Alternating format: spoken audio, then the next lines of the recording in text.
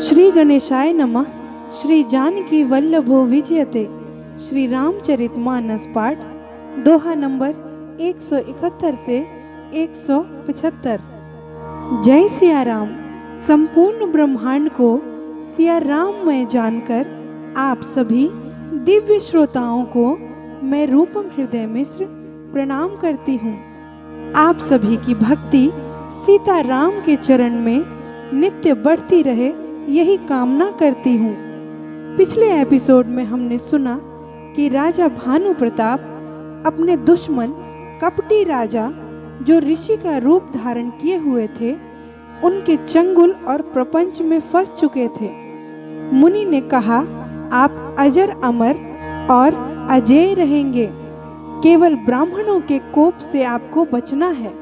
इसके लिए आप ब्राह्मण भोजन की व्यवस्था करिए। रसोई मैं गुप्त रूप से बनाऊंगा। राजा भानु प्रताप मान गए। इसके आगे आज मैं दोहा नंबर 171 से 175 का पाठ भावार्थ सहित करूंगी।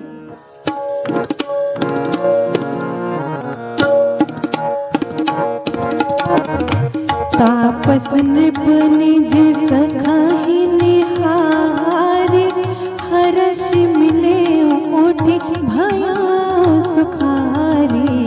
मित्र ही कही सब कथा सुनाई, जात धान बोला सुख पाए। अब साधे रिपु सुनहु नरेशा, जो तुम कीन मोर उपदेशा। परिहर सोच रहूं तुम सोई, बिनु औषध व्याधि विधि खोई। कुल समेत रिपु मूल बहाए, चौथे दिवस मिलब में आई। तापस नृपाही बहुत परितोषी, चला महाकपटी अति रोषी। भानु प्रताप ही बाजी समेता, पहुँचाए से छन माज निकेता। नृपहि नारी पहि शयन कराई, हय गृह बांधे से बाजी बनाई। राजा के उपरोहित ही, हरि ले गया बहोरी सिया रामा। ले राखे से गिरी खोह महू, माया करी मति घोर सिया रामा। आप बिरची उपरोहित रूपा, पर जाइते सेज अनूपा। जागे नृप अन भय बिहाना, देखी भवन अति अचरज माना। मुनि महिमा मन महु अनुमानी, उठे गवाही जे जान नरानी। कानन गया बाज चढ़ते, पुर नर नारी न जाने के। गए जाम जुग भूपति आवा, घर घर उत्सव बाज बधावा। उपरोहित ही देख जब राजा, चकित बिलोक सुमिरे सोई काजा। जुग समनृपहि गए तिन तीनी, कपटी मुनि पद रहमत लीनी। समय जाने उपरोहित आवा, नृपहि मते सब कही समझावा।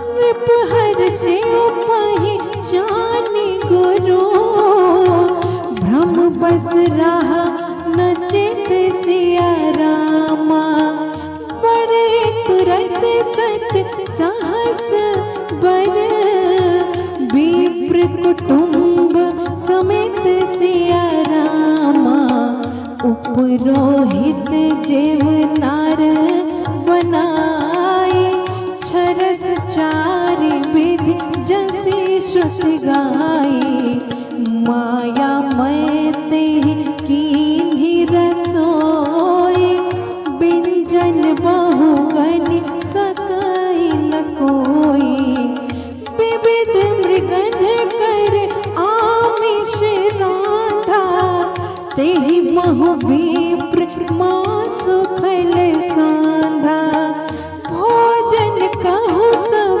विप्र बोलाए, पद पखारी सादर बैठाए, परुसन जबहि लाग महि पाला, भय आकाश वाणी तेहि काला, विप्र वृंद उठी उठी गृह जाओ, है बड़ी हानि अन्न जन खाओ, भय रसोई भूसुर मासु, सब द्विज उठे मानी विश्वासो, भूप विकल मति मोह भुलानी, भावी बस न आव मुख बानी, मंगल भवन अमंगल हारी, द्रवहु सुदशरथ अजीर बिहारी, दीन दयाल बिरदो समभारी, हरहु नाथ मम संकट भारी, बोले विप्र सकोप तब नहीं, कछु किन्ह विचारे सिया रामा, जाई निसाचर हो नृप, मूढ़ सहित परिवार सिया रामा, छत्र बांधो ते विप्र बोलाए, घाल लिए सहित समुदाय, ईश्वर राखा धर्म हमारा,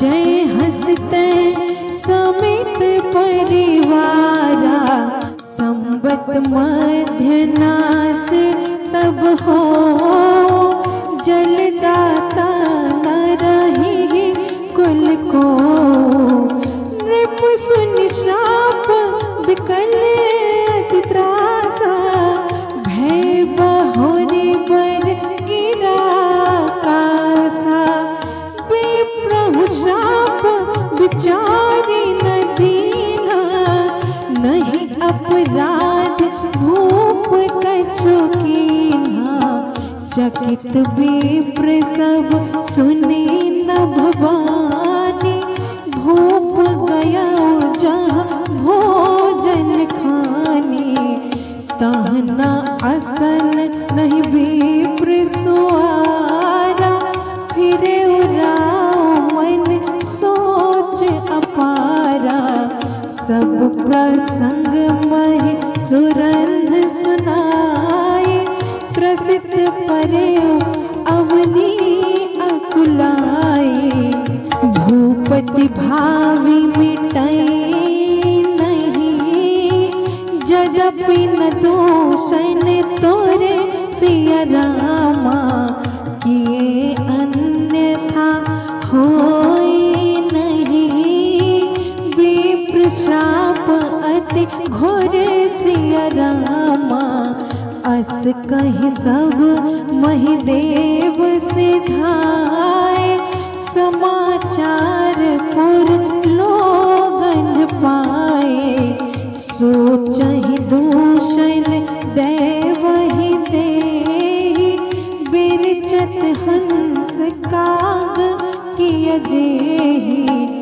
उपरोहित ही भवन पहुँचाए, असुर तपसहि खबरे जनाए, तेह खल जहाँ तहाँ पत्र पठाए, सज सज सेन भूप सब धाये, घेरे नगर निशान बजाए, विविध भांति नित होई लड़ाई, जूझे सकल सुभट कर करनी, बंधु समेत पारेओ नृप धरनी, सत्य के तो कुल को नहीं बाचा, विप्र श्राप किमि होई साचा, रिपुजित सब नृप नगर बसाए, निजपुर गवन जय जसु पाई, भरद्वाज सुनु जाहि जब, होई विधाता बाम सिया रामा, धूर मेरु सम जनक जम, ताहि ब्याल सम तम सिया रामा, मंगल भवन अमंगल हारी, द्रवहु सुदशरथ अजीर बिहारी, दीन दयाल बिरदु समभारी, हरहु नाथ मम संकट भारी। जय सिया राम। आज की चौपाइयों का भावार्थ कुछ इस प्रकार है। कपटी मुनि द्वारा आश्वासन पाकर राजा रात्रि विश्राम में चले गए, परंतु कपटी मुनि ने अपने मित्र कालकेतु राक्षस को बुलाया। ये कालकेतु वही बहरूपिया है जिसने सूअर का वेश धारण करके राजा को जंगल में मार्ग से भटका दिया था। गोस्वामी जी कहते हैं, छोटा समझकर भ्रम में नहीं पड़ना चाहिए, क्योंकि आज भी राहु सूर्य और चंद्रमा को दुख पहुंचाता है। दोनों दुष्टों ने आपस में आगे की मंत्रणा की। राजा भानु प्रताप जब जागे तो कपटी मुनि ने उन्हें उनके राज्य तक छोड़ा और गुप्त रूप से राजा के उपरोहित का अपहरण करके अपने आश्रम में बांध कर रख दिया।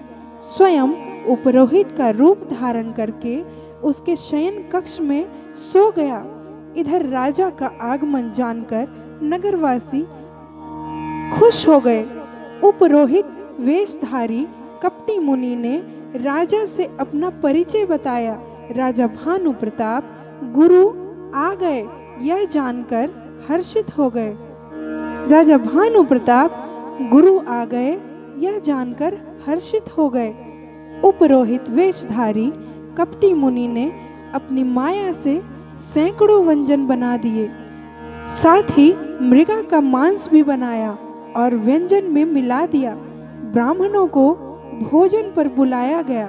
राजा भानु प्रताप जब अपने हाथ से ब्राह्मणों को भोजन परसना शुरू किए, ऊपर से आकाशवाणी हुई कि हे विप्रजन, आप लोग भोजन छोड़कर अपने घर को जाइए, क्योंकि भोजन में सूअर का मांस मिला हुआ है। सभी ब्राह्मण जन भोजन छोड़कर उठ गए।